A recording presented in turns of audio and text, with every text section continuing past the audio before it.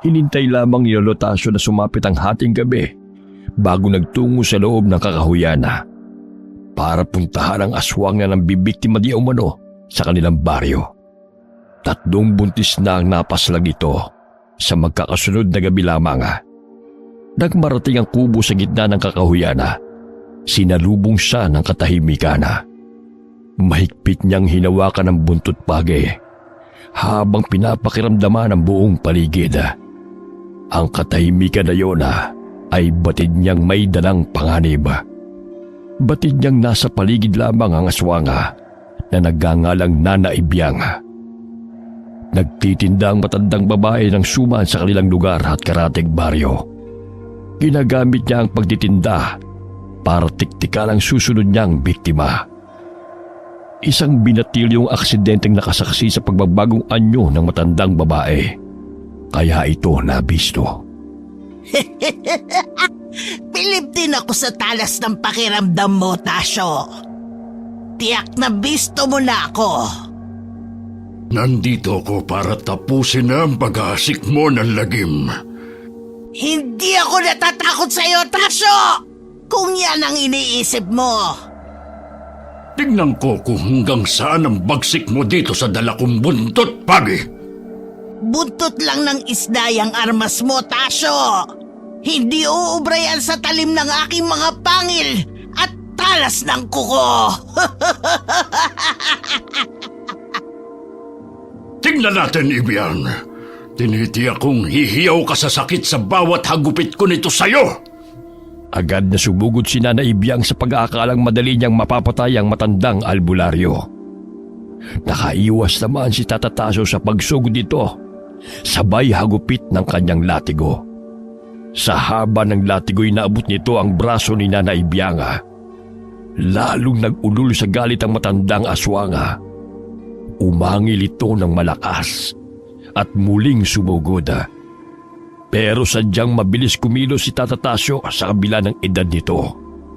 Sa pagkakataong yun ay sinabayan ni Tata Tasyo ng hagupit. Sa hita naman tinamaan si Nana Ibyang. Napasigaw sa sakit ang matandang babaeng aswanga. Ilang sandali pa, unti-unting nagbago ang anyo ni Nana Ibyang. Ang matandang babae ay isang uri ng aswang na kiwig na kayang mag-anyo ng iba't ibang uri ng hayop. Sa kabila ng paiba-ibang anyo ng kaharap, hindi man lamang kinabakasan ng takot si Tata Tasyo.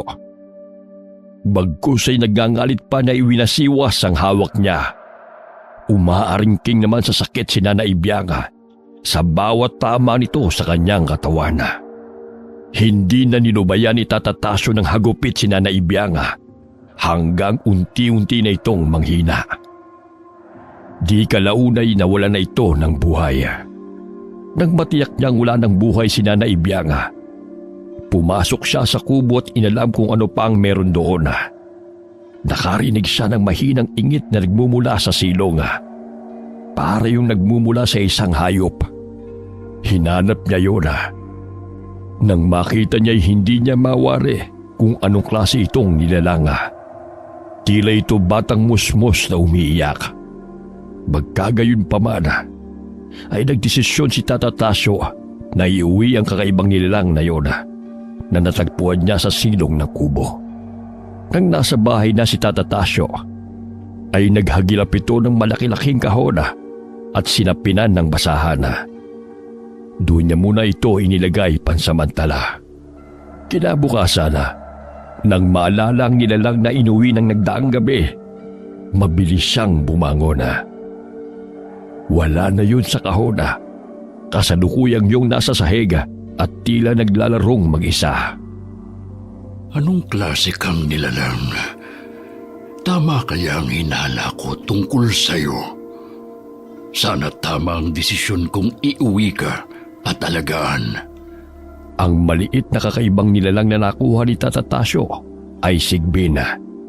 Isang uri ng hayop na parang aso. Baiksi ang buntot, may matutulis na pangil. Ito ay sumisipsip ng dugo ng tao kapag gabi, kahit sa anino lamang. May kakayahan din itong magkaroon ng tagabulag sa mga hayop at lalo na sa tao. Matyagang inalagaan ni Tata Tasyo ang Sigbina kahit na nakakatakot ang itsura nito. Sa paglipas ng mga araw, wala namang kakaibang napapansin si Tata Tasyo sa ugali nito. Mabilis nga lamang ang paglaki nito. Nang makuha niya ito, animo musang napahaba ang uso at manipis ang balat at kalbo pa.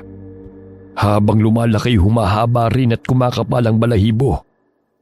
Pati pangil nito'y matutulis na mahaba. Ganun din ang mga kuko. Mas nakakatakot na ang itsura nito ngayon, pero nananatiling mabait sa kanya. Hindi lamang niya natitiyak kapag sa ibang tao.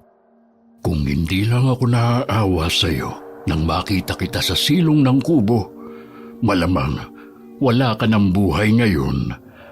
Palibas ay likas akong maawain, kaya naisipan kong kupkupin kita. Ay, ngayon malakas ka na, lumaki ka ring malusog. Ay, siguro isang araw, pwede muna kitang iwanan dito. Nanggagamot kasi ako ng may mga iba't ibang karamdaman, kung kaya lagi akong wala. Huwag kang mag-alala. Habang nandito ka, aalagaan kita. Lingid sa kaalaman ni Tata Tasyo. Habang kinakausap niya ang alagang Sigbina, dumating ang binatilyong si Kikoy. Nasaksihan nito ang pakikipag-usap niya sa kanyang alagang Sigbina. Dahil sa labis na pagkasindak, ay malakas itong napasinghap na siyang ikinalingo ng matanda at ikinaangil ng Sigbina. Nagwala pa ang Sigbina, tila gustong kumawala sa kulungan nang makita si Kikoy. Agad namang kumalma ang alagang Sigbin ang kinausap ni Tata Tasyo. Anya sa alaga, huwag matakot sa binatilyo dahil mabait naman ang batang ito. Palibas ay walang permanenteng tirahan ang binatilyo. Kung kani-kanino ito nakikiusap na makituloy, kahit sa labas lamang ng bahay, basta't may makakanlungan lalo na sa gabi. Kaya naisipan itong magsadya sa bahay ni Tata Tasyo para makiusap kung pwede mamayang gabi ay pwede siyang kahit sa silong lamang ng bahay nito. Kikoy, nandiyan ka pala. Kanina ka pa ba dyan? Tata Tasyo, tama bang nakikita ko? May alaga kayong halimaw? Huminahong ka, Kikoy. Huwag kang matakot. Mabalasik lang ang kanyang anyo pero mabait ang alaga kong Sigbin. Ay, talaga po ba, Tata Tasyo? Ay, muntik na akong mahimatay dun . Oo naman. Teka, kaya ka ba nandito dahil wala kang matulugan? Ganun na nga po, Tata Tasyo. Hindi po kasi ako makauwi sa bahay ng tiyuhin ko . Alam mo naman, laging bukas ang bahay ko para sa'yo. Sabi ko nga, dito ka na lang tumira. Kaya nga po ako nandito ngayon . Tatanggapin ko na po ang inaalok nyo. Tama ang naging desisyon mo.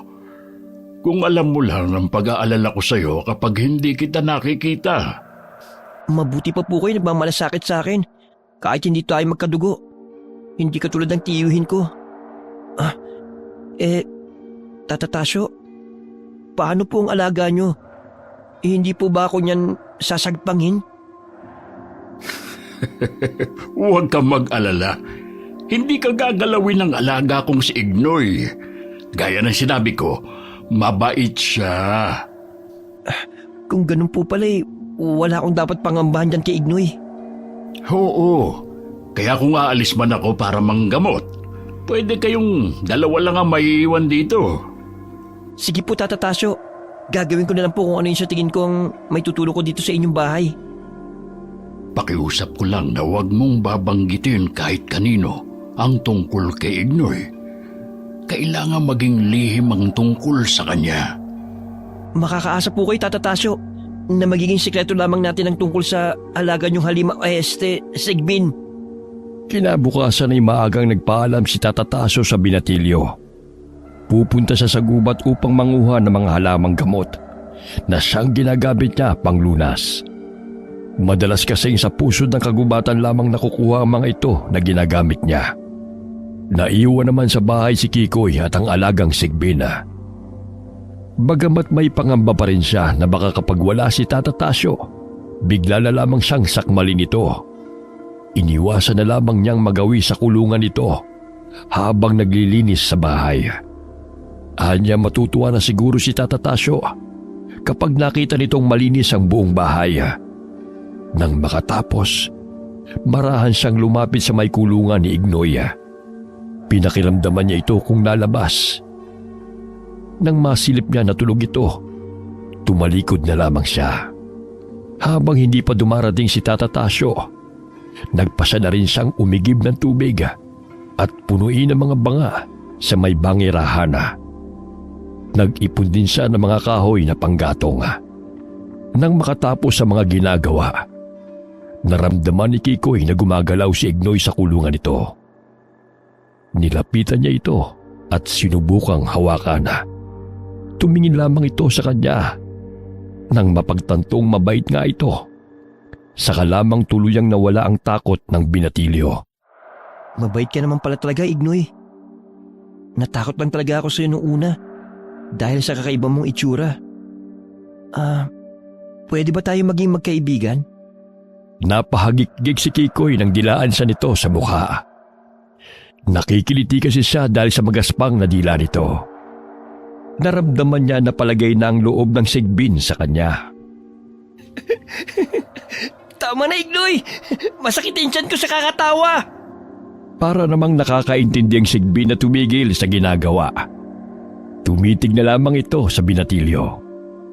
Si Kikoy naman pinahira ng laway na naiwan sa kanyang pisngi.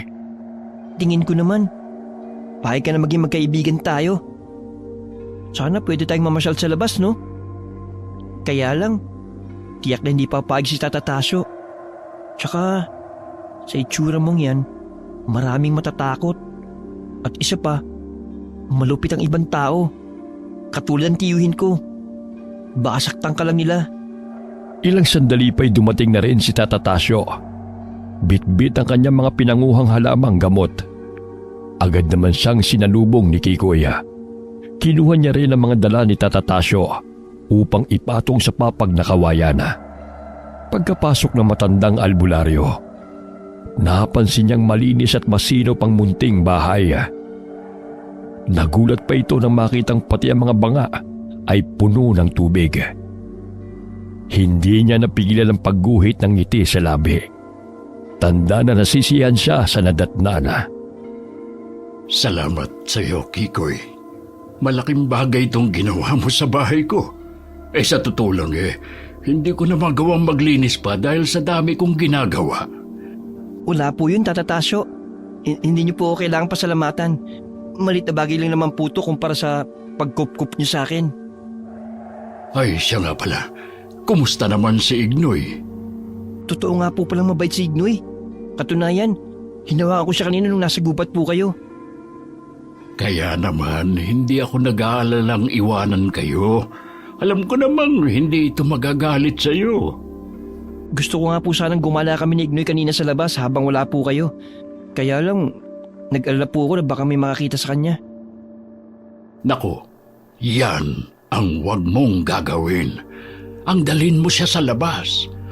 Tayo lang ang dapat makaalam ng tungkol kay Ignoy. Alam ko naman po yun, kaya po hindi ko na sinubukan. Ang mabuti pa, tulungan mo muna ako na ayusin ang mga pinanguha kong dahon at ugat ng kahoy. Habang inaayos nila ang mga ugat at dahon na nasa papaga, mabilis namang lumapit sa kanila si Ignoy.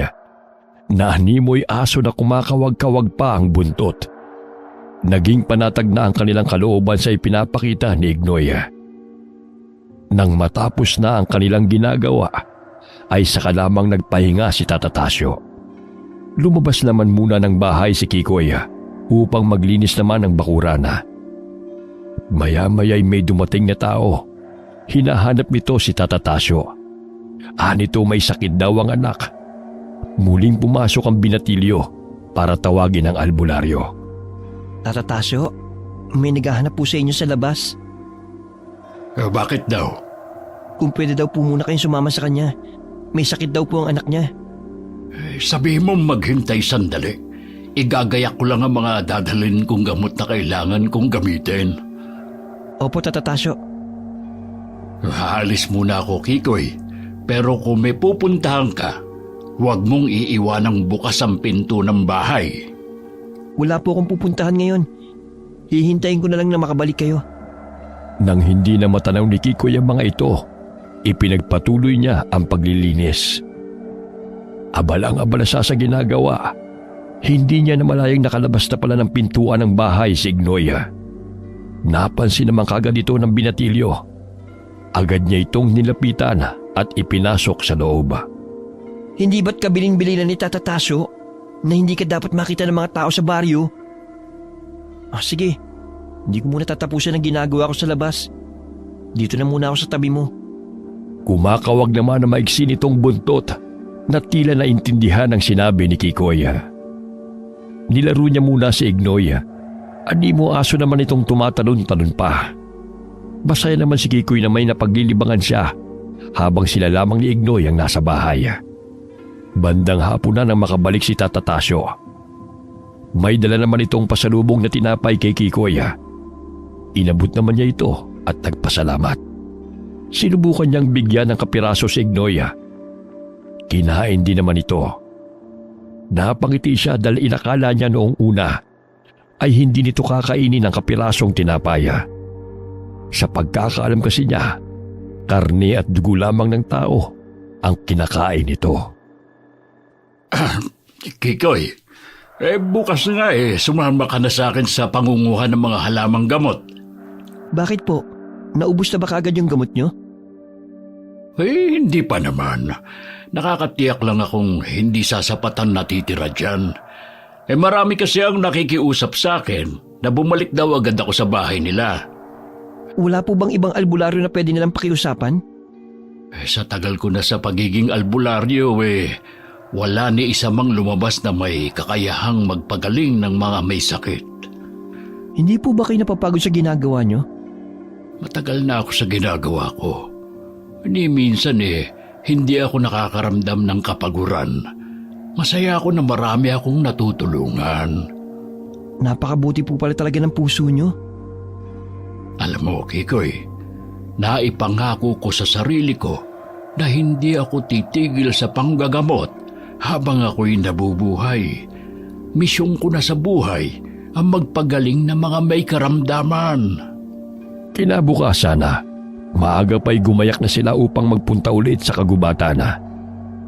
Siniguro muna ni Tata Tasyo na hindi makakalabas si Ignoy sa kanyang kulungan sa pangambang makatakas ito at makarating sa mga bahayana.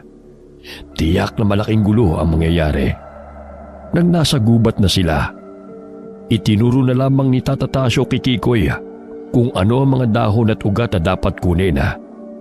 Halos 2 oras din ang ginugol nila sa pangunguha ng mga kakailanganin niya. Maya-maya, nagpasya na si Tata Tasyo na umuwi sila. Habang naglalakad silang pauwi, ay pareho silang walang imikan.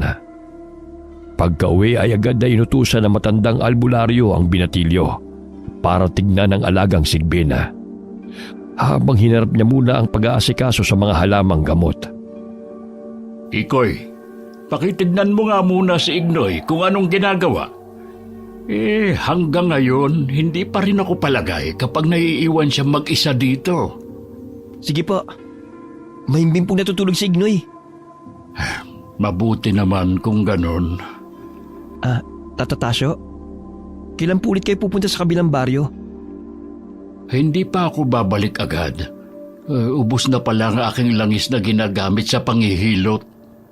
Langis po ng nyog ang ginagamit nyo? Oo, kailangan makakuha muna doon sa likod bahay. May mga hinog na akong nakita kamakailan. Ako na pong kukuha ng nyog para sa inyo. Ay, sige, iyo. 9 na piraso ang kunin mo. Agad namang tumalima si Kikoy. Si Tata Tasyo naman ay naghahanda na ng mga gagamitin. Kumuha rin siya ng siling labuyo na isinasama niya sa pagluluto ng langis. Hindi rin nagtagal. Dumating na rin si Kikoy dala ang mga nakuhang nyoga. Agad niya itong binalatana Kasunod na rin niya si Tata Tasyo. Tinulungan na rin siya nito sa kanyang ginagawa. Matapos ang mahabang proseso, ay nailuto na rin ito ni Tata Tasyo. Pinalamig niya muna ito, tsaka inilagay sa isang botelya. Kinabukasan, nakita siya ni Kikoy na naggagayak na ng mga dadalhin sa pagpunta sa kabilang baryo. Tata Tasyo, pupunta na ba kayo ngayon sa kabilang baryo? Oo, iyo. Ginagayak ko lang ang mga dadalhin ko at aalis na ako. Pwede po bang sumama ako sa inyo? Sige, sumama ka at nang malaman mo rin kung saan ako nagpupunta. Sandali lang po, isasara ko lang po mabuti yung pintuan. Alam mo ba, nung minsang may ginamot ako sa kabilang baryo, may nagsabing hindi raw ako tunay na albularyo. Ho? Bakit naman daw po niya nasabi yun? Siguro naiinggit lang yun. Kasi pagkatapos kong gamutin ang aking pasyente, kusang loob silang nagbibigay ng mga lulutuing pagkain, kape, tinapay, at kung ano-ano pa. Maaring tama po kayo. Nainggit lamang ang taong nagsabi nun. Maraming ganyang tao. Masyadong mainggitin sa kapwa. Lalo na't bumubuhos ang biyaya kapalit ng kabutihang nagagawa. Tama po kayo, Tata Tasyo. Malapit na po ba tayo sa pupuntahan natin? Oo, dun yun sa may likod ng malaking puno ng akasya. Yun po bang natatanong natin yun? Oo, yun nga. Bilisan na natin. Ilang sandali pa, nakarating na din sila sa bahay kung saan may gagamutin si Tata Tasyo. Pagkapasok, agad niyang tinanong kung anong nararamdaman ng pasyente. Nang matukoy ito ni Tata Tasyo kung ano ang karamdaman, ay agad niya itong sinimulang gamutin. Nasa tabi lamang din si Kikoy na nagmamasid sa kanyang ginagawa. Nang matapos ang panggagamot, may iniaabot na namang mga pagkaing nasa isang lalagyan ng ginanga na nakatira sa bahay na yon. Hindi kasi tumatanggap ni isang kusing si Tata Tasyo sa kadahilan ng mawawala ang bisa ng kanyang kaalaman. Matapos iligpit ang mga gamit na dala, nagpaalam na sila ni Tata Tasyo sa mga nakatira sa bahay na yon. Meron pa po ba tayong ibang pupuntahan, Tata Tasyo? Wala na. Uuwi na tayo. Kailangan na nating bilisan. Malayo din ang ating lalakarin. Tata Tasyo, pwede po bang turuan niyo ako ng mga ginagawa niyong pagpapagaling sa mga may sakit? Naku, iho. Hindi ito pwedeng ituro. Bakit naman po? Regalo sa akin ito ng Panginoon. Napakaswerte niyo naman po na sa inyo ipinagkalubang biyayang taglay niyo. Sa tingin ko, Kikoy, ipinagkakaloob lang ang ganitong kakayahan sa taong may mabuting puso. Malinis na kalooban. Nang makauwi na sina Tata Tasyo at Kikoy, animo tuta namang umuungol si Ignoy nang maramdamang dumating na sila. Sinilip lamang ito ni Tata Tasyo. Nang makita siya nito, ay tumahimik na at nahiga ulit. Kinagabihan na, matapos ang hapunan, nagpasya na silang matulog ng maaga. Sa kalaliman ng gabi, manakanakay nagigising si Tata Tasyo sa kaluskos ni Ignoy. Hindi naman niya ito pinapansin. Si Kiko na may mabilis na nakatulog. Palibhas ay may kabataan pa. Naghihilik pa ito sa sobrang himbing. Nagising silang bumabanaag na ang sikat ng araw sa silangan. Agad namang bumangon si Tata Tasyo. Lumabas siya ng bahay upang bigyan ng patuka ang mga alagang manok. Nagising na rin si Kikoy. Pagkatapos ayusin ang hinigaan, dumiretso na siya sa kusina. Nag-init na muna siya ng tubig para makapagkape sila ni Tata Tasyo. Mamaya aalis ako, Kikoy. Huwag ka na munang sumama sa akin. Opo, Tata Tasyo. Saan po ba kayo pupunta? Pupuntahan ko ulit yung batang nahulog sa puno. Nabalian yun ng braso kaya kailangan maibalik ko sa dati. Sige po. Matagal na rin po nung huli kami maglaro ni Ignoy. Makikipaglaro muna po ako sa kanya. Baka marunong na din po ito magtampo. Manghuli ka nga pala ng isang inahing manok dyan. Yung kawawalay lang ng mga sisiw at katayin mo. Ipakain mo kay Ignoy ang laman loob. Opo, tiyak matutuwa si Ignoy niyan. Kasi makakakain siya ng sariwang pagkain ngayon. Nang makaalis na si Tata Tasyo, masayang nagpunta sa likod bahay si Kikoy upang manghuli ng manok. Hindi naman nagtagal at dala niya na ang manok na kakatayin. Nag-init na siya ng tubig para mabanlian niya ang manok. Di nagtagal at natapos na siya sa kanyang ginagawa. Dinala niya ang laman loob kay Ignoy at inilagay ang dala sa kainan nito. Kumawag-kawag naman ang maiksing buntot ni Ignoy. Senyales na natutuwa ito. Pinagmamasdan lamang niya ito habang kumakain. Matapos kumain ni Ignoy, kumawag-kawag uli ang buntot na tumingin kay Kikoy na tila ba nagpapasalamat. Inilabas ni Kikoy ito sa kulungan at naglaro sila. Maamo naman itong dinilaan ang mukha ni Kikoy. Naglalaro sila nang maalala ang sinalang nitong tinola. Saglit lang nalingat si Kikoy ay sinamantala naman ni Ignoy ang pagkakataon para makalabas ng bahay. Pagbalik ng binatilyo para laruin uli si Ignoy, hindi niya ito makita. Wala din sa kulungan.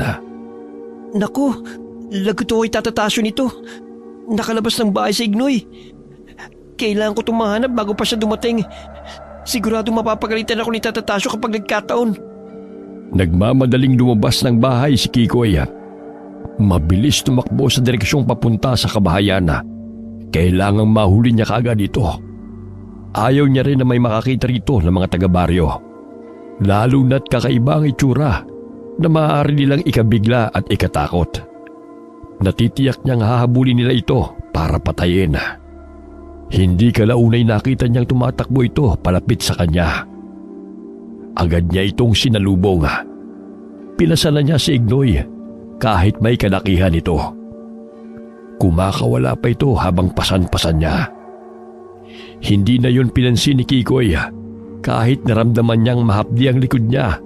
Sanhi na mahabang kuko ni Ignoy dahil sa pagpupumiglas nito. Nang makarating siya sa bahay, ay agad niya itong ibinalik sa kanyang kulungan. Nakabahag naman ang munting buntot ni Ignoy na para bang nahihiya sa ginawa niyang pagtakas. Walang kamalay-malay si Kikoy na talagang nakita na nga ng mga taga-baryo nila si Ignoy na naging dahilan upang tumakbo pabalik. Kaya niya nasa lubong ito.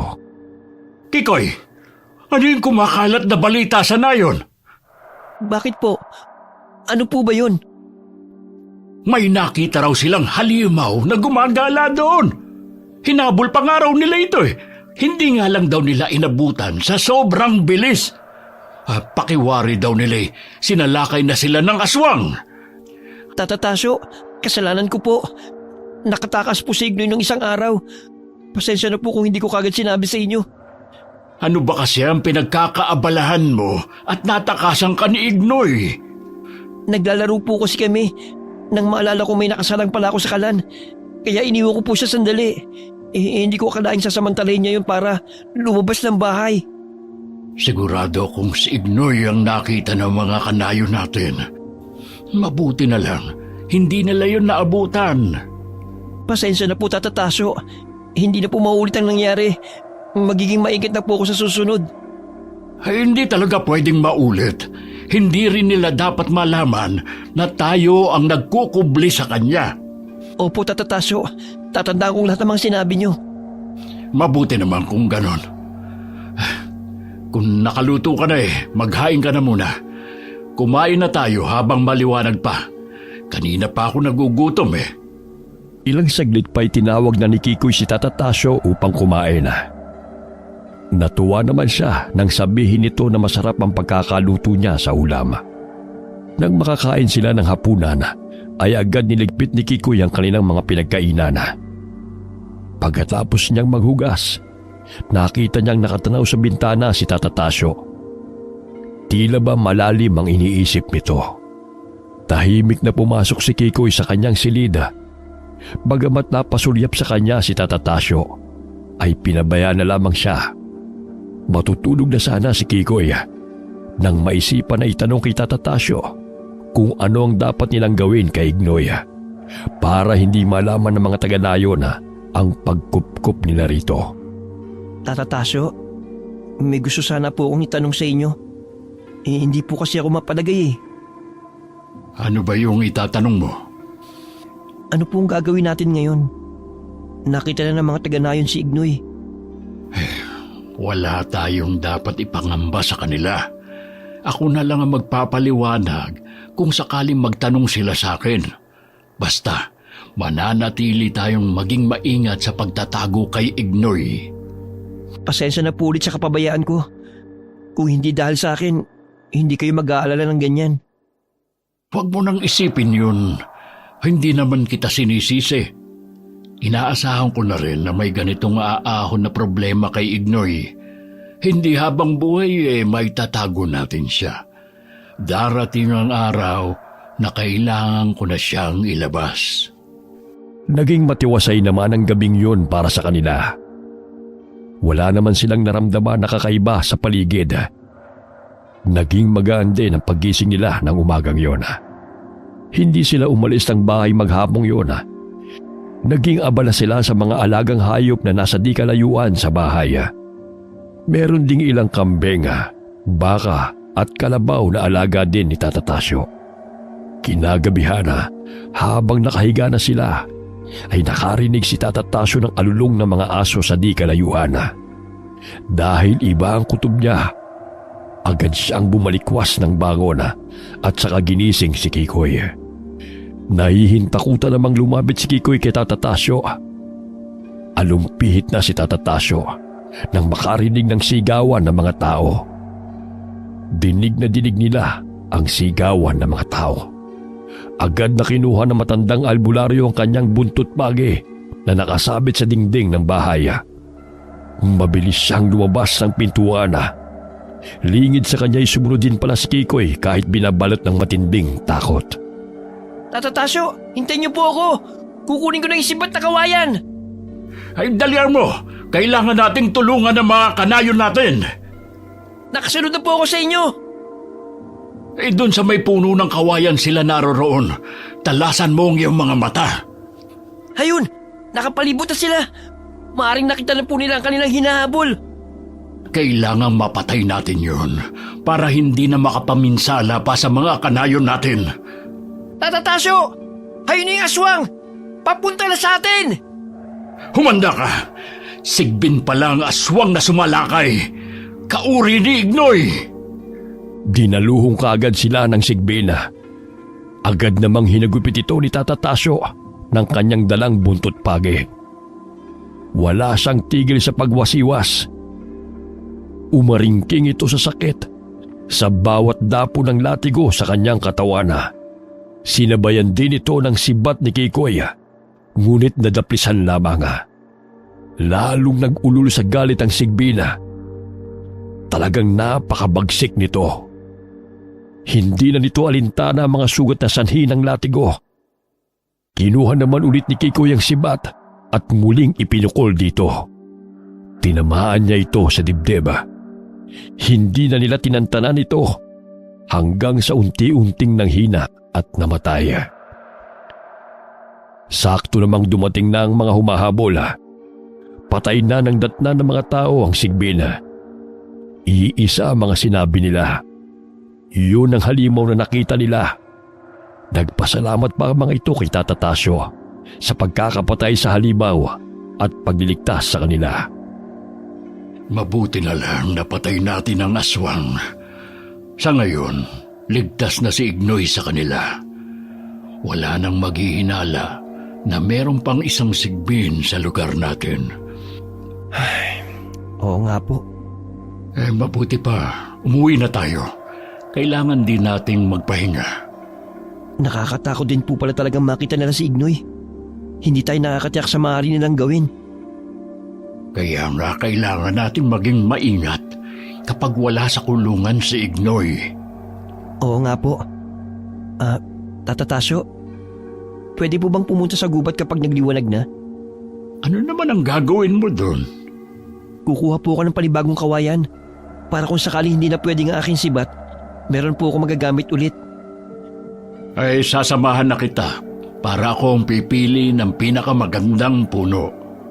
Dagdagan na din po natin ang ating kukunin para hindi sayang ang pagpunta natin doon. Bakit kailangang marami ang kunin natin? Ikaw lang naman ang may kailangan nito. Latigo naman ang ginagamit ko. Nais ko po kasing ibigay ang iba sa Taganayon para kung may nangangailangan, meron na silang nakahanda. Sige.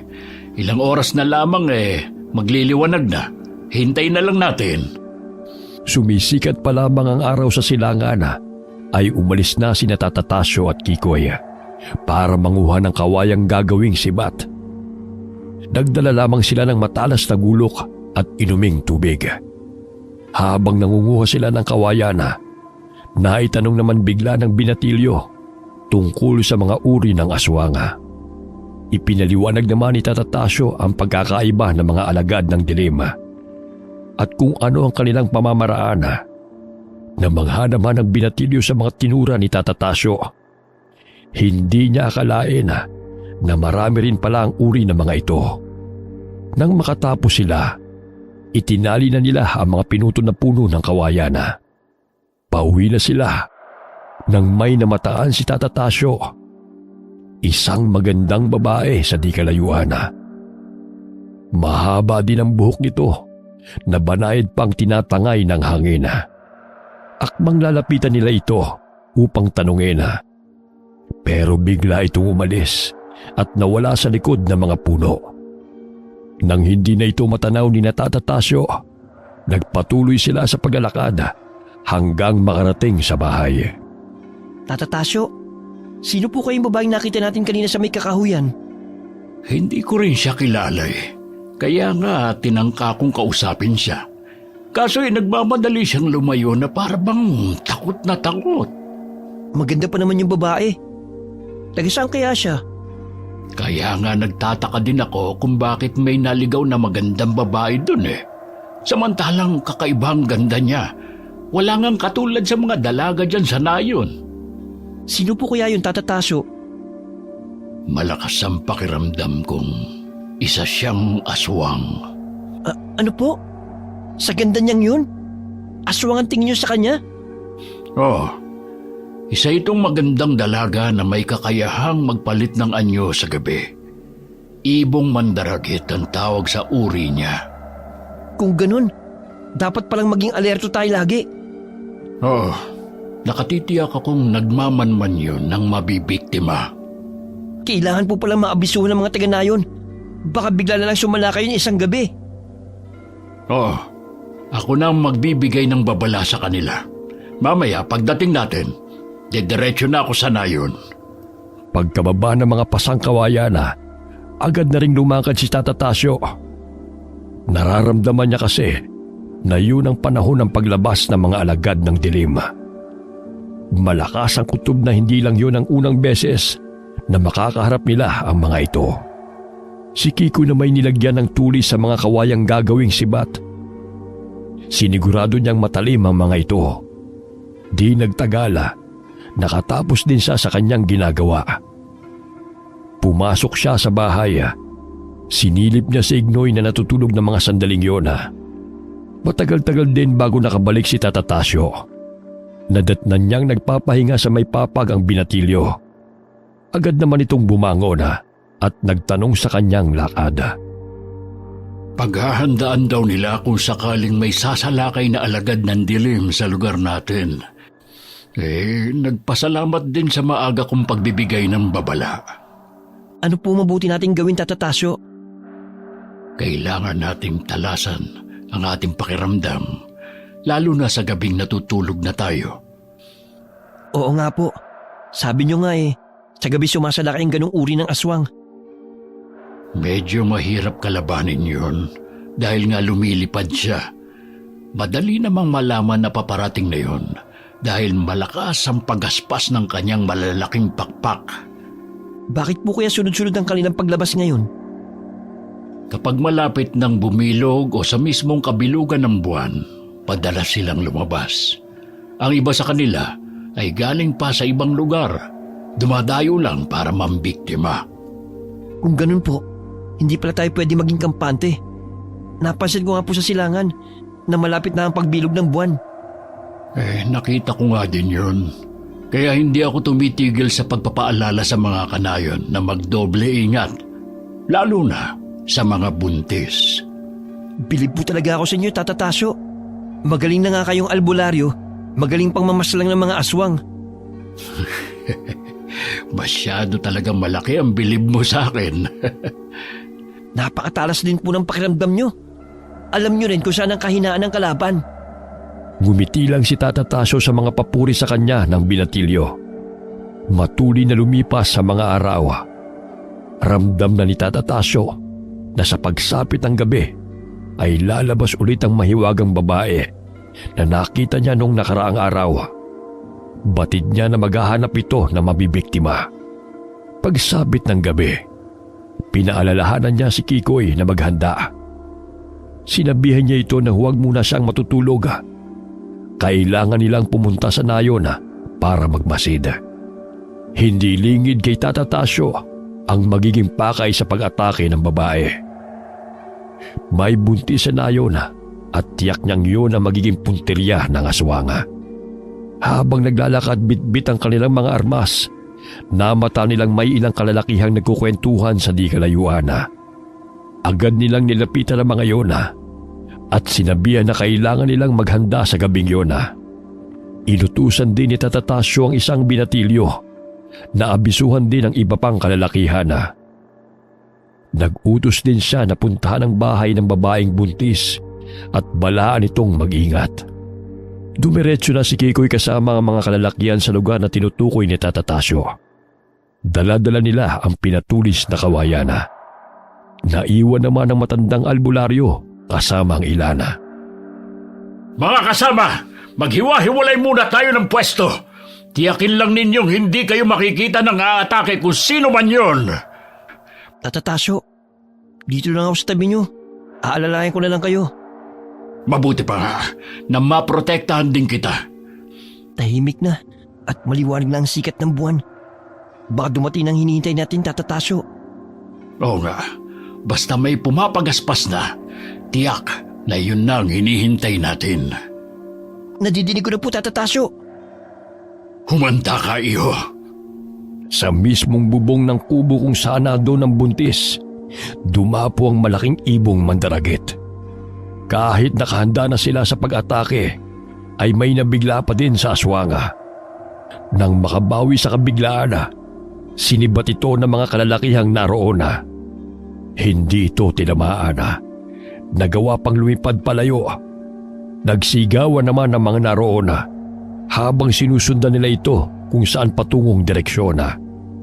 Alam ni Tata Tasyo na hindi ganong kadaling patayin ito, lalo't nakakalipad. Sinigurado niyang aabutin ito ng latigo. Dahil kung hindi malamang sa lumayo ito at matagalang bumalik. Walang kamalay-malay ang ibong mandaragit. Nakaabang na sa kanya si Tata Tasyo. Pagdapo sa kubo, saktong malapit ito kay Tata Tasyo.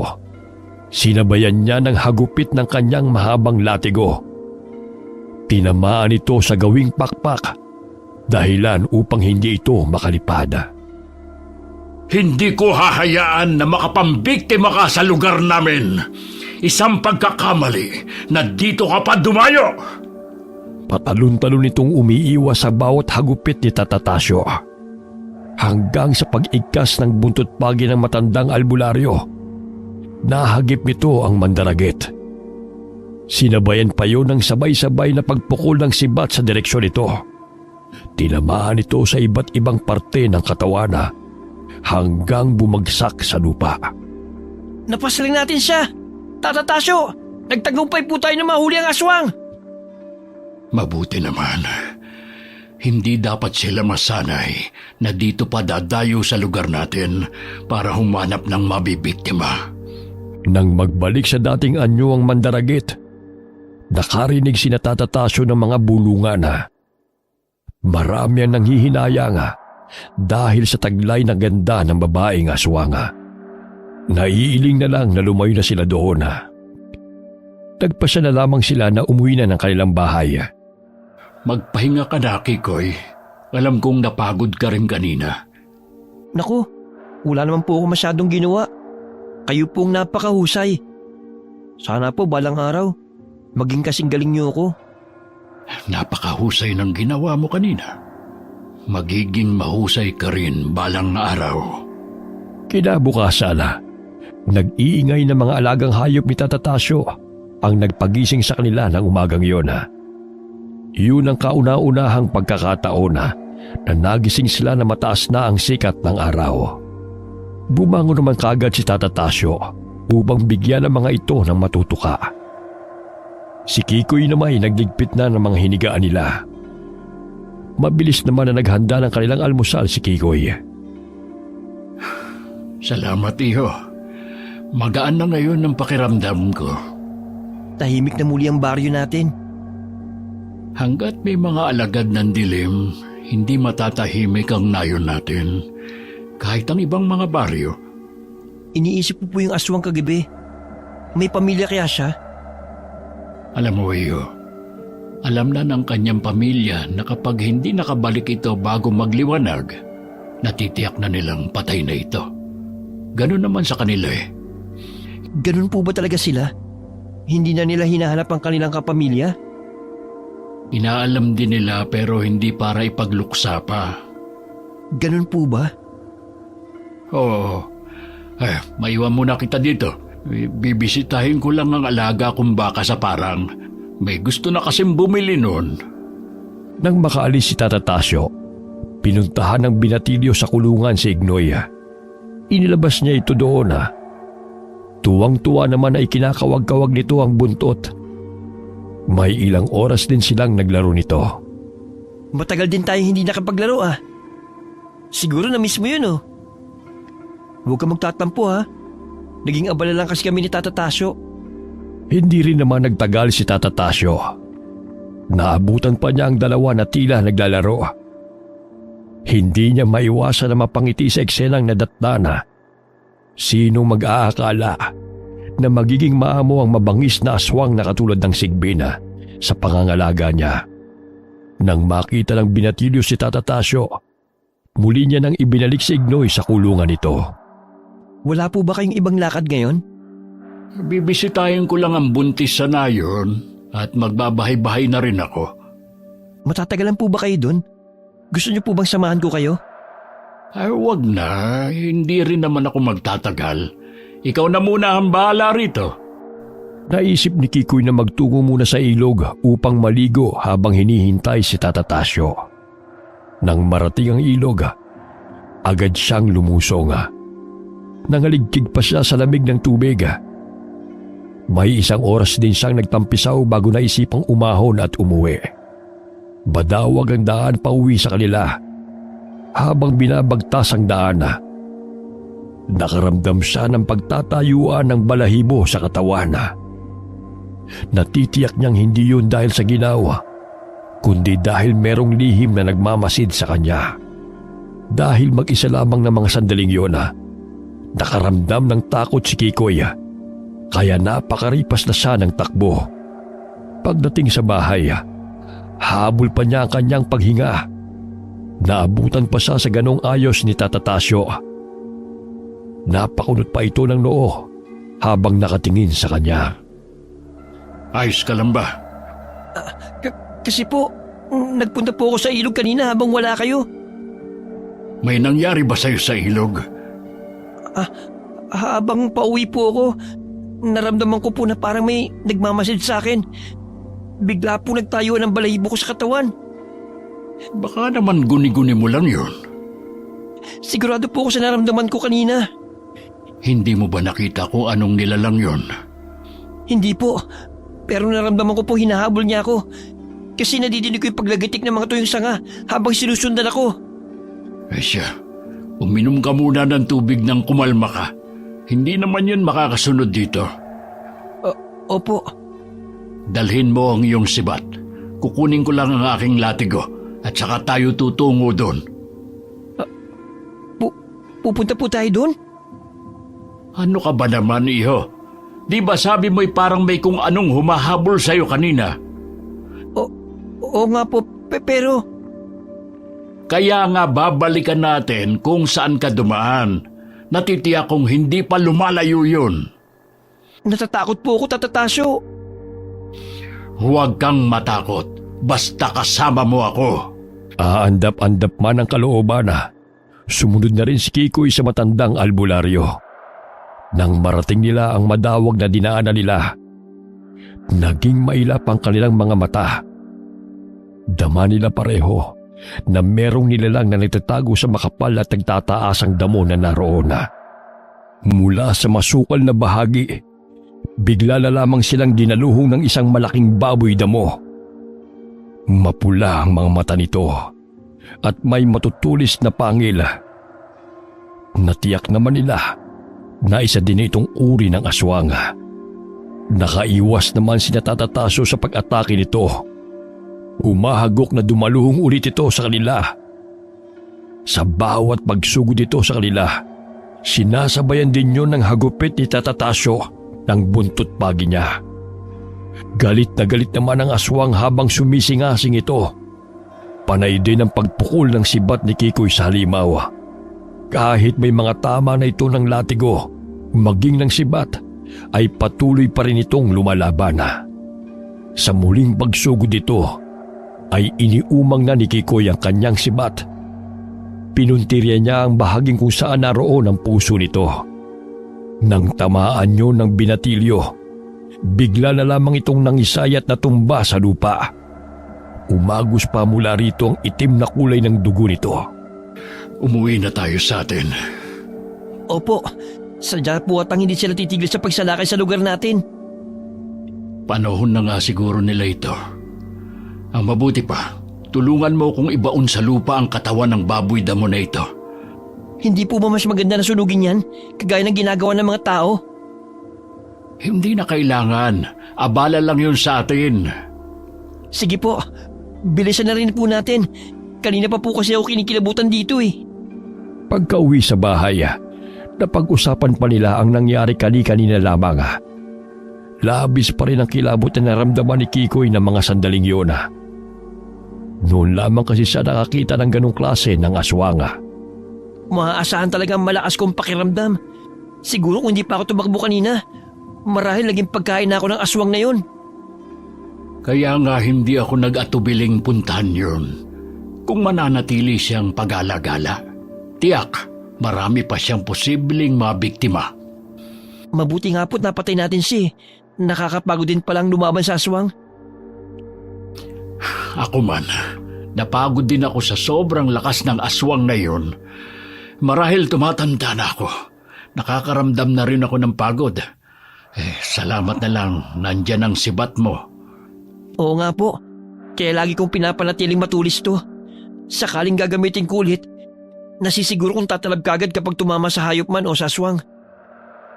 Maraming gumagalang masasamang elemento sa paligid natin.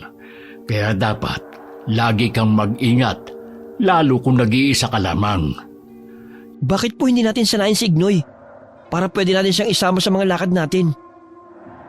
Yun talaga ang plano ko. Kailangan ko lang siyang turuan.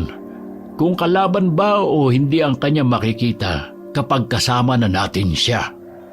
Kailangan lang po siguro may tali siya para hindi makatakas at mapagkamalang aswang ng mga taga-nayon. Ay, aswang nga pala siya.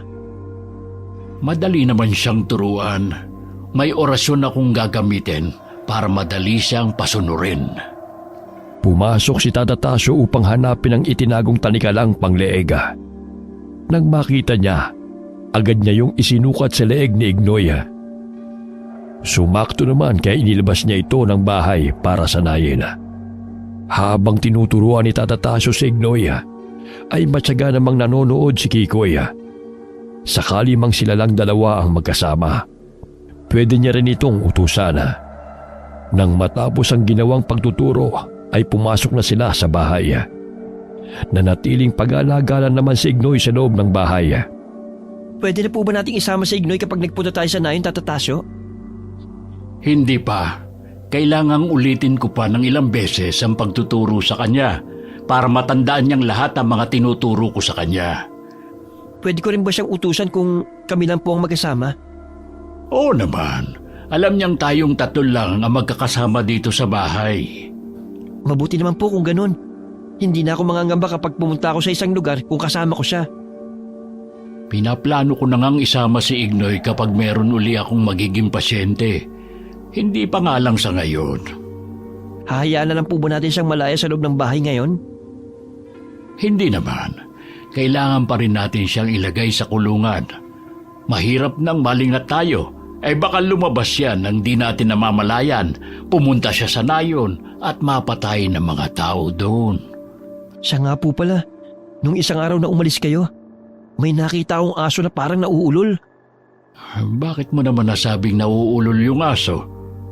Kasi po, nakabagang buntot niya. Tumutulo pa ang malapot niyang laway. Tumakbo nga po siya palapit sa akin eh. Mabuti lang nakakita ko sa puno ng bayabas. Nako, delikado nga kung makakagat yon. Nakakamatay din ang kagat ng asong ulol. Kung magkaganon po pala, dapat din natin mapatay yun. Mahirap na makadisgrasya pa kapag nakakagat ng tao. Puntahan natin yung bayabasan na kinakitaan mo ng asong ulol.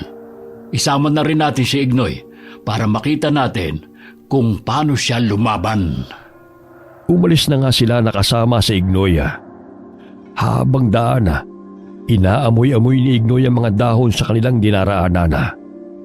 Palinga-linga din ito na para bang may hinahanap. Dala din ni Tata Tasyo ang kanyang buntot pagi. Ganon din si Kikoy. Hawak ang matulis niyang sibat. Nakikiramdam din sila, lalo na kapag may mga kaluskos silang naririnig.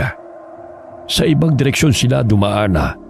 Iniisip kasi nilang hindi yun titigil sa lugar na pinagkakitaan ni Kikoy. Hindi nga sila nagkabali. Nakita nilang hinahanap na patakbo-takbo sa direksyon panayon. Agad nila itong nilapitan. Sabay alis sa tali ni Ignoy. Nakita naman ang sigbi ng kanilang pakay. Mabilis niya itong sinugod. Nakailag pa ang aso sa unang atake. Pero sa pagpihit ni Ignoy ay sinagpang niya ito at iwinasiwas ng walang habas.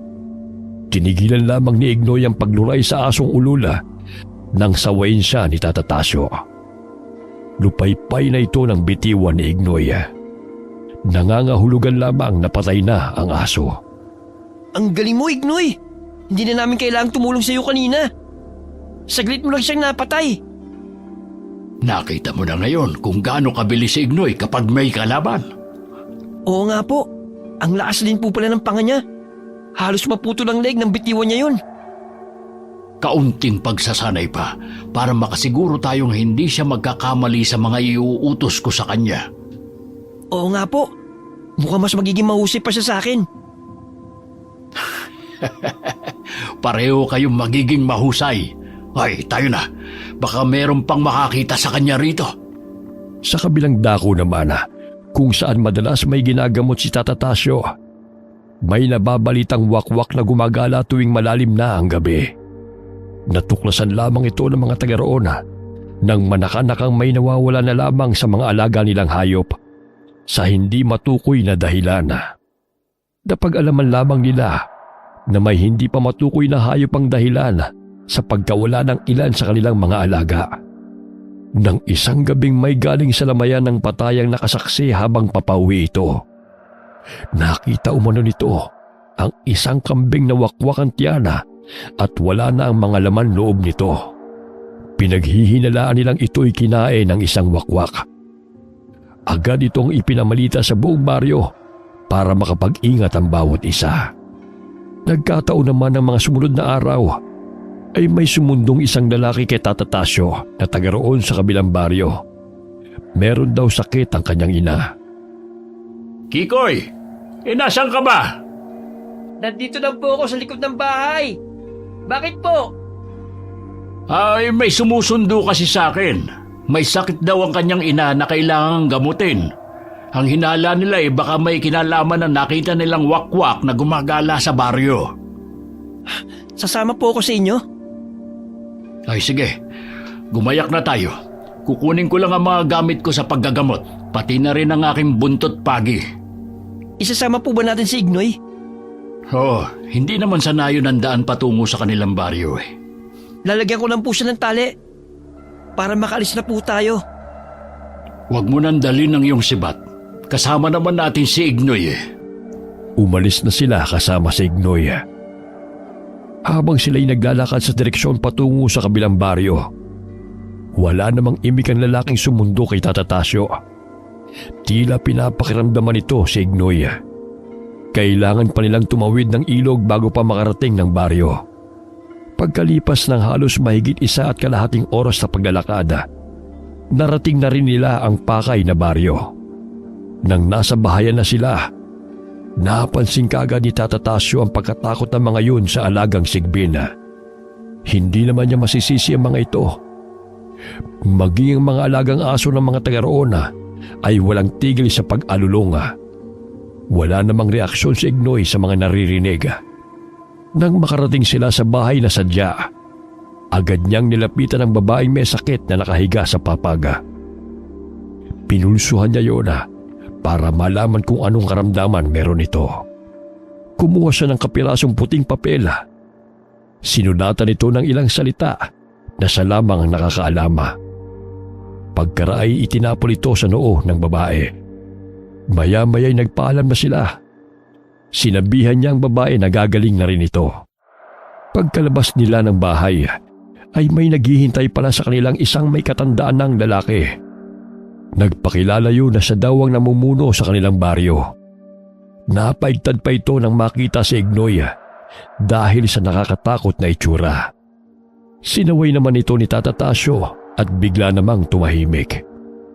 Nais ng lider ng baryo na yun na manatili muna sila roon dahil di umano sa wakwak na pumapatay sa kanilang mga alagang hayop. Pansamantala po muna kaming titigil dito sa baryo nyo. Ipaubayaan nyo na po sa amin ang paghuli sa wakwak na yun. Hindi po pala tayo makakauwi. Mabuti na lang kasama natin si Ignoy. Hindi tayo mag-aalala sa kanya. Oo nga.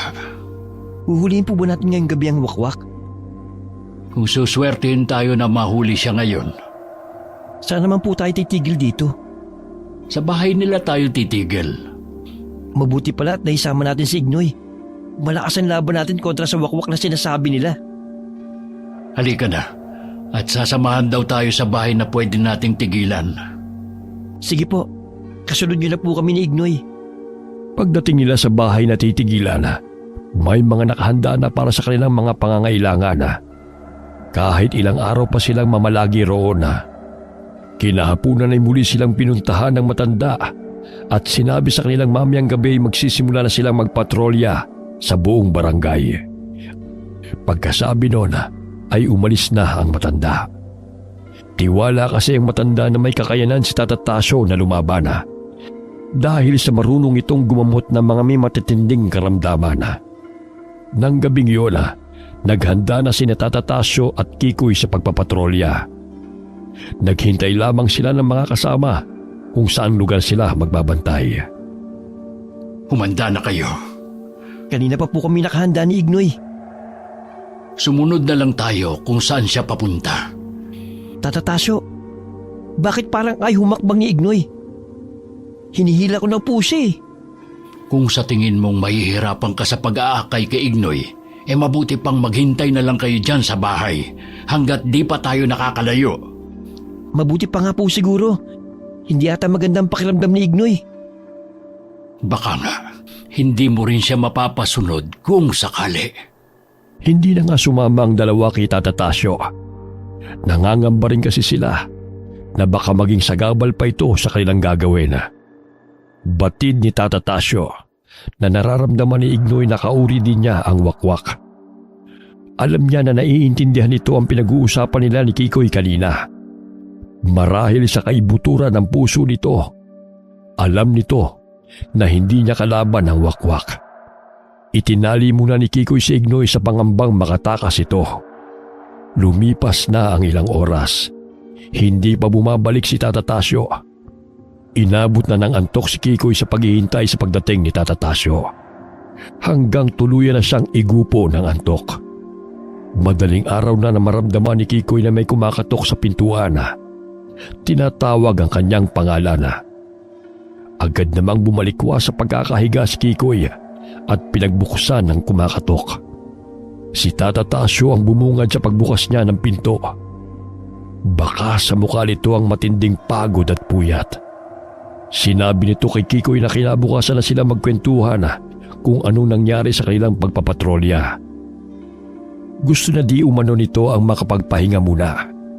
Kinaumagahan, naunang nagising si Kikoy. Mataas na ang sikat ng araw nang magising si Tata Tasyo. Napasarap ako ng tulog.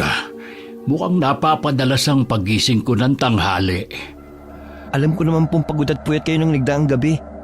Kaya ayos lang po na matanghali kayo ng gising. Ay, gumayak na tayo, Kikoy.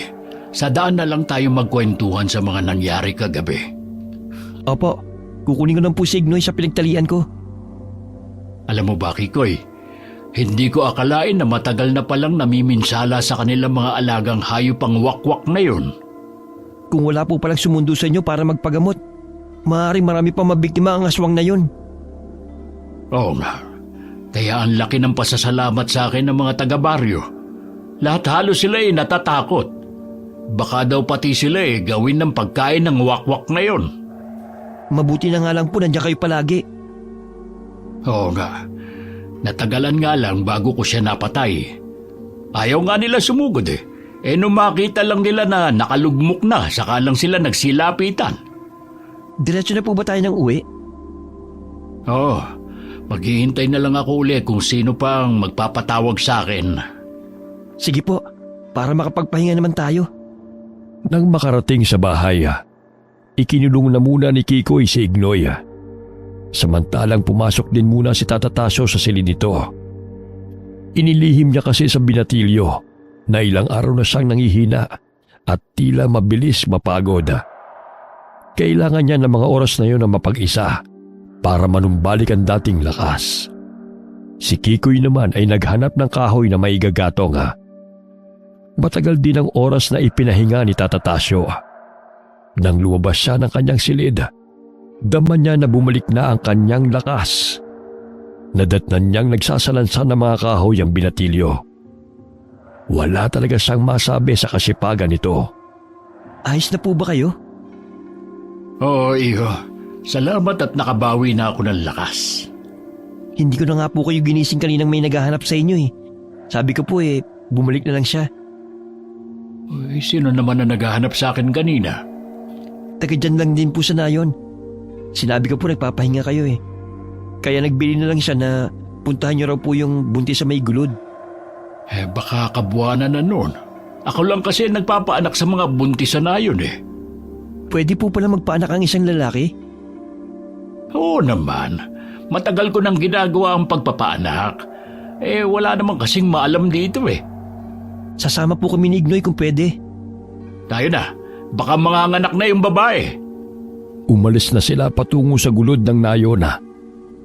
Nang nasa tapat na sila ng bahayana, biglang naglabasan ng mga tao. Namamangha sila sa nakikita nila. Malakas ang usapan ng mga ito na narinig naman ni Tata Tasyo. Hindi makapaniwala ang mga ito na may alaga siyang sigbina. Ipinaliwanag niya sa mga ito na mabait at hindi siya katulad ng ibang sigbin na kumakain ng tao. Sinabi niyang maliit pa ito ng alagaan niya. Kaya lumaki itong malapit sa tao. Tumatango naman sila na tila sumasang-ayon sa paliwanag ni Tata Tasyo. Pagkatapos magpaliwanag, dumiretso na sila sa gulod kung saan nandoon ang buntis. Nang dumating sila ay nakaabang na ang lalaki sa may pintuan. Agad silang pinapasok upang makita ni Tata Tasyo ang babae. Wala pang palatandaan na malapit na siyang manganak. Pakiramdam ko, may umaaligid ditong lumilipad kung gabi. Ano pong gagawin natin, Tata Tasyo? Wala pa sa ngayon. Sasabihan ko lang itong asawa na makiramdam kung gabi. Matagal pa naman ang kabilugan ng buwan. Kung ganun po, pwede na tayong umuwi na.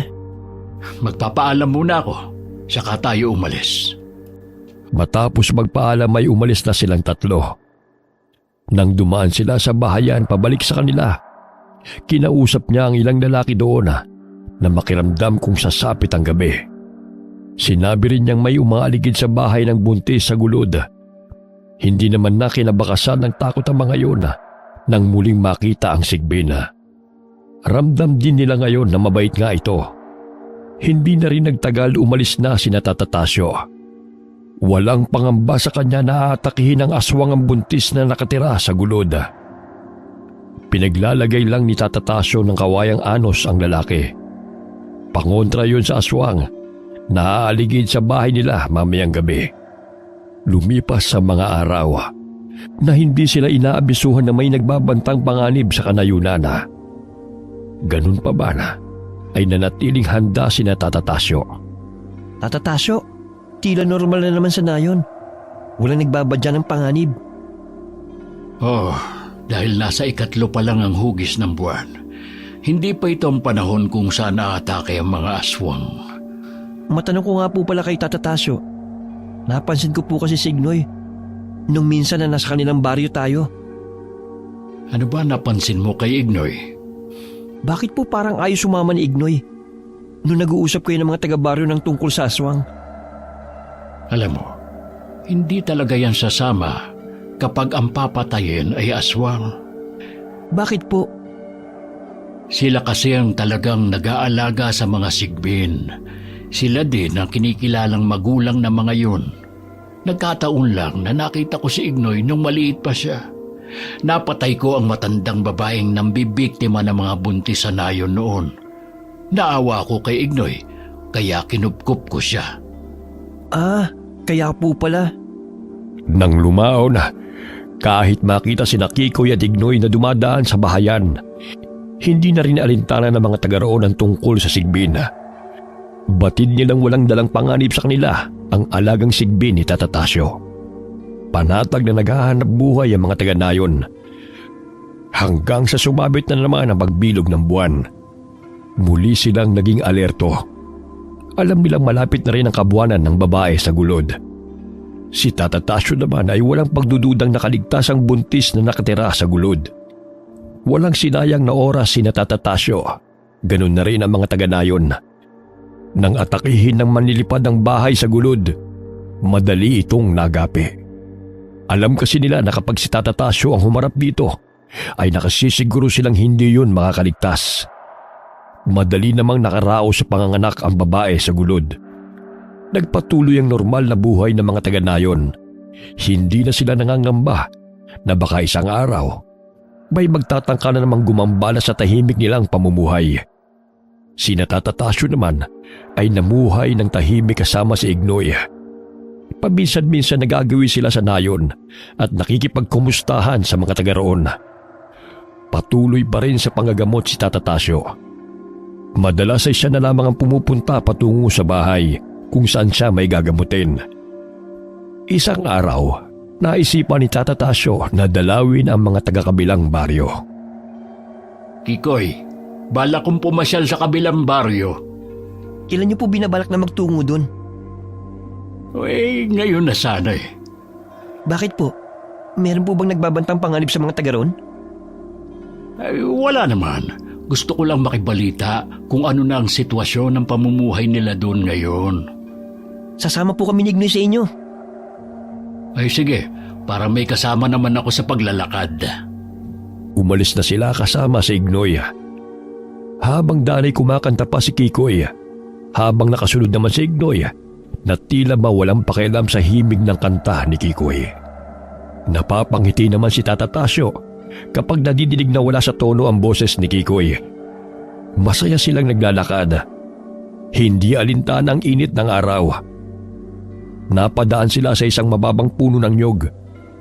Nagpasa silang magpahinga muna. Inakyat ni Kikoy ang puno ng nyog. Kumuha siya ng buko upang maibsan ang kanilang uhaw. Hindi nagtagal na tanaw na nila ang bahayan sa baryo. Nang malapit na sila sa bahay ng pinakapuno ng barangay, bumati naman sa kanila ang mga taong nadaanan nila. Ngiti lamang ang kanilang bating ganti sa mga yona. Natuwa naman ang matanda sa pagbisita nila. Malugod silang inasikaso ng may bahay ng matanda.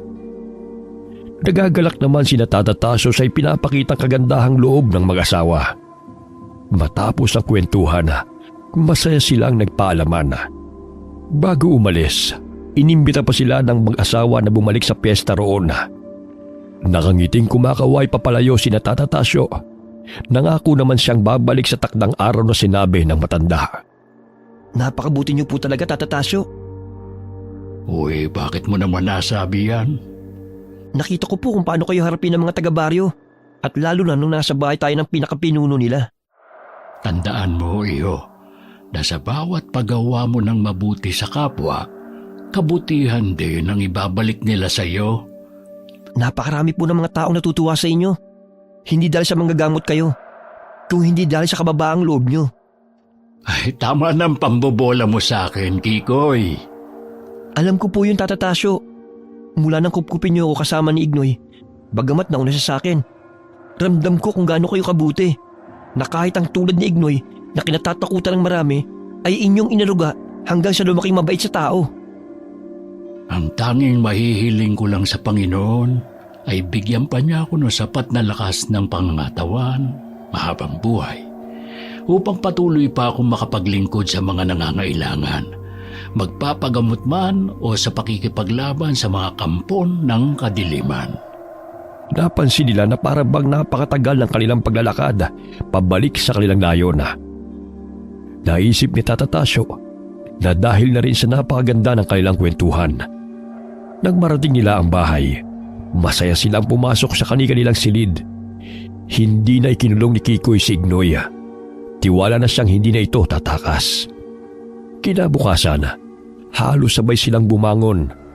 Maaga silang gumayak para pumunta sa kagubatan. Maniniba kasi sila ng mga saging at mangunguha na rin ng mga balinghoy. Sa dami noon ay naisip nilang ipamigay ang iba dahil hindi rin naman nila kayang maubos kagad ang lahat ng iyon. Pasan pa nila ang mahigit pa sa kalahati ng kanilang napanguha para ipamigay sa mga taga-nayon. Hindi magkamayaw sa tuwang bawat maabutan nila ng saging at balinghoy. Lahat sila'y nakangiti sa ipinapakitang kabaitan ni Tata Tasyo. Nang maubos sa mga dala nila ay umuwi na sila. Makalipas ang ilang linggo, naalala ni Tata Tasyo ang pag-iimbita sa kanila ng matanda sa kabilang barangay. Ipagdiriwang kasi nito ang kaarawan, kasabay ng piyesta sa kanila. Kikoy, naalala mo pa ba nang imbitahan tayo ng matanda sa kabilang baryo? Hindi ko na po maalala kung kailan yun eh. Pero natatandaan ko sinabi niya maglilitsyon daw sila bilang handa sa kanyang kaarawan. Bukas na yun, Kikoy. Nahihiya lang akong tumanggi sa paanyaya ng matanda. Alam ko kasing tumatanaw siya ng malaking utang na loob sa mga naitulong natin sa kanilang baryo, na nagkaroon na mapayapang pamumuhay ang kanilang baryo. Kung ganun po pala, makakatkim din ako sa wakas ng litsyong baka at baboy. Oo, Kikoy. Kaya maaga tayong matutulog mamaya. Maaga din tayong aalis upang makapaligo muna tayo sa ilog na ating daraanan patawid sa kabilang baryo. Kung ganun po maaga ako matutulog mamaya para sigurado magigising ako bukas ng maaga. Halos hindi makatulog si Kikoy ng gabing yon. Iniisip niya ang masarap na kainan na kanilang pupuntahan ni Tata Tasyo kinabukasan. Bagamat malaking handaan yon, ay hindi kakamakasan ng pananabik si Tata Tasyo. Palibhas ay hindi siya nasanay na karne ang kinakain, kundi isda lamang at gulay. Kinabukasan, maagang gumayak ang dalawa. Sa dinaanan nilang ilog, naligo muna sila. Ayon kasi sa kasabihan ng mga matatanda, ang ilog daw na yun ay sagrado. Nililinis di umano nito ang katawang lupa, maging ang mga karamdaman na hindi kayang pagalingin ng gamot. Dahil kahit kayang magpagaling ni Tata Tasyo, hindi niya kayang pagalingin ang sarili niya. May isang oras din silang naglunoy sa ilog na yun bago nagbihis. Pagkatapos, agad na silang tumuloy sa kanilang pupuntahan. Dumating silang abala ang mga bisita ng matanda. Masasayang nagsasalo-salo sa masarap na pagkain na kahain sa mahabang lamesa. Dahil alam ng matanda na darating sila, masaya itong lumapit sa kanila. Niyaya na silang kumain. Bukod tanging para sa kanilang tatlo lamang inilaan ang isang maliit na lamesa na may 3 upuan. Puno ito ng masasarap na pagkaing inihanda para sa kanila. Hindi magkamayaw ang maraming bisita ng matanda.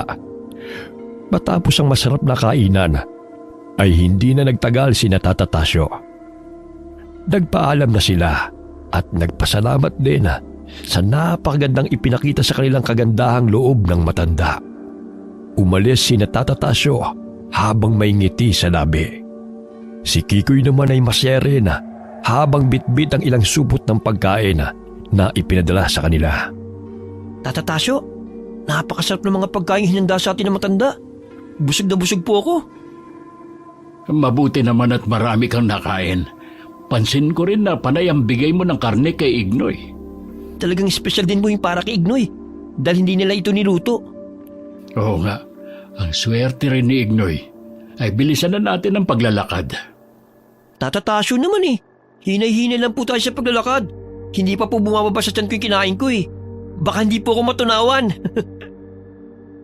Ikaw naman kasi, na makita mo ang mga pagkaing nasa hapag, parang gusto mo nang ubusin lahat.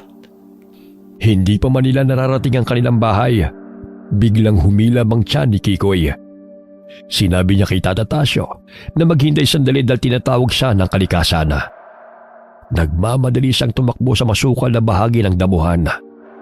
Natatawa naman si Tata Tasyo sa nangyari sa binatilyo dahil sa kasibaan nito kaya sumakit ang tiyan.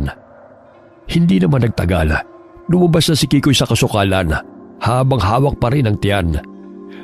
Kahit ang binatilyo natatawa na rin sa nangyari sa kanya. Alam mo ba, iyo? Sa tinagal-tagal ng panggagamot ko, ngayon ko lang naramdaman kung gaano pahalagahan ng mga tao ang aking naitutulong sa kanila. Kahit hindi niyo pa po sabihin sa akin, nakikita ko po yun. Nakakataba naman po talaga ng puso kapag mabuti ang pakita sa inyo. Pakatandaan mo, iyo. Huwag mong iisipin ang makalamang sa iyong kapwa. Pilitin mong lagi kang makagawa ng mabuti sa mga tao kahit hindi mo sila kaano-ano. Lahat kasi ng kabutihang magagawa mo para sa lahat, may mabuting balik sa iyo. Huwag ka ring umasa na sa bawat kabutihang ginawa mo sa iba ay maghihintay ka ng kapalit. Hayaan mong ang Panginoon ang magbalik sa iyo. Tatandaan ko po lahat ng sinabi niyo, Tata Tasyo. Nagpatuloy sa mga gawain nito si Tata Tasyo. Kung saan-saan pa siya nakarating para puksain ang mga aswang na gumagambala sa tahimik na pamumuhay ng mga tao. Si Kikoy naman ay sinundan ng yapak ng matandang albularyo. Kasama si Ignoy, tumulong din siya sa mga taong nangangailangan. Wakas.